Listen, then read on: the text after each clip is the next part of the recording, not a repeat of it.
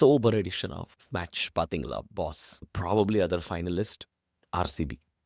A team with no ஹோல்ஸ்னு சொல்லலாம் almost. Main 2 காரணம் சொல்லுவாங்க.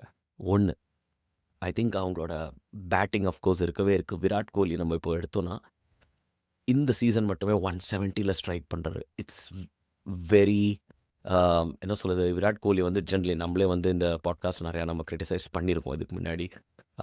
Modern T20 you know T20 world கப்பில் வந்து லோ ஸ்கோரிங் மேட்சாக இருக்கும்போது 160 பார் ஸ்கோராக இருக்கும்போது அவர் நல்லா சேஸ் பண்ணுறாரு, இல்லை யூனோ அது விளையாடு. பட் அவர் விக்கெட்டுக்கு முக்கியத்துவம் அதிகமாக கொடுக்குறாரு அப்படின்னு.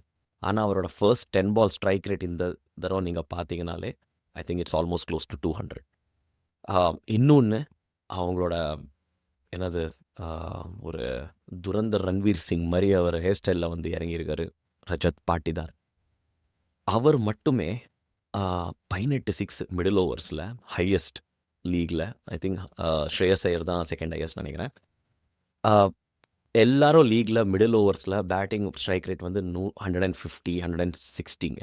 அவரோட ஸ்ட்ரைக் ரேட் மட்டும் 220. So that just shows. இன்னொன்று பாலிங்கில் பார்த்தீங்கன்னா ஜாஷ் ஹேசல்வுட் அஃப்கோர்ஸ் வந்திருக்காரு. டஃபியை வந்து கொண்டு வந்தாங்க, செம்மையாக ரோல் ப்ளே பண்ணார் ஓப்பனிங் மேட்சை, மேன் ஆஃப் தி மேட்ச் SRHோட. ஆனால் பாலிங் வந்து அவங்கள பார்த்தீங்கன்னா ஜஸ்ட் அபவ் பார் தான், ஒரு எக்ஸ்ட்ராடினரின்னு கிடையாது. ஆனால் ஹோல்ஸ் கிடையாது அந்த பாலிங் லைனப்பில். But batting it's just next level. 97 runs in 5 overs. I think சிஎஸ்கேயோட சீசன் ஆல்மோஸ்ட் அங்கேயே முடிச்சிட்டாங்க அவங்க. So it's very very very strong contenders for finalist again.